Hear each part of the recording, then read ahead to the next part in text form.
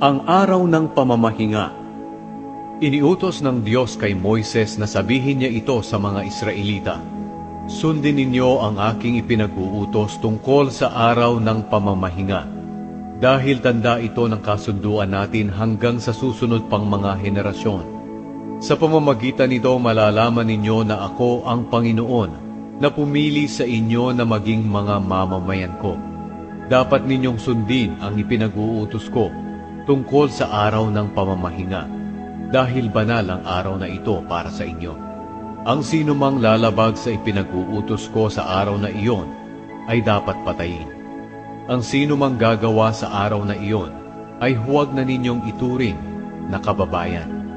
Gawin ninyo ang mga gawain nyo sa loob ng 6 na araw, pero sa ika-7 araw ay magpahinga kayo, sapagkat banal ang araw na ito para sa akin.